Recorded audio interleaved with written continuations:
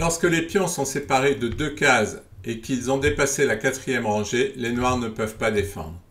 Ils peuvent essayer d'aller arrêter ce pion, mais l'autre avance. S'il mange, impossible d'arrêter le deuxième pion. Il peut essayer de revenir, mais pareil, il avance et le roi est trop loin. S'il mange, l'autre pion avance, et s'il va chercher l'autre pion, c'est lui qui avance. Donc, impossible d'arrêter les deux pions. Il peut essayer de revenir en B7, mais pareil, pion D6, et le roi se retrouve dans la même situation de devoir arrêter deux pions qui ne peuvent pas être arrêtés.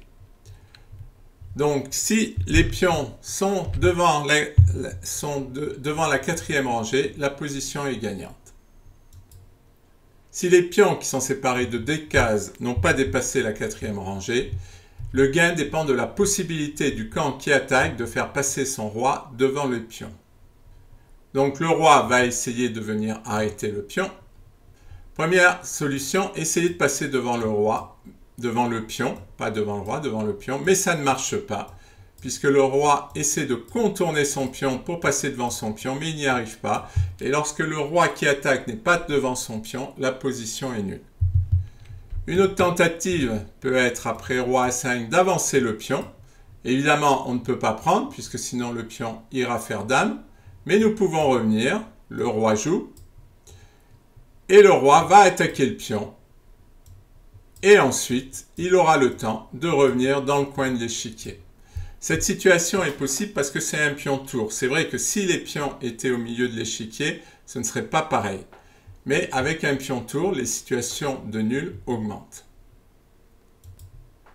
Lorsque le roi du camp qui attaque a la possibilité de passer devant son pion, la position est gagnante. Et là, on voit bien que la route est ouverte pour passer devant le pion. Donc les blancs ne vont pas se gêner et vont aller devant le pion pour gagner la partie.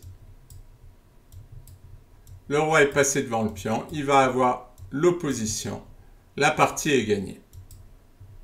Lorsque 3 cases séparent les deux pions, la position est toujours gagnante puisque le temps que le roi noir aille manger un pion, eh bien l'autre va faire dame. Ça va de soi. C'est pas la peine d'insister, que ce soit d'un côté ou de l'autre, l'autre pion ira faire dame.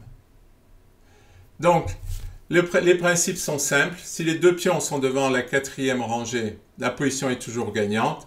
S'ils n'ont pas dépassé la 4e rangée, tout dépend de la possibilité du roi de passer devant les pions. Et effectivement, si le pion est un pion tour, eh bien, les chances de nul augmentent.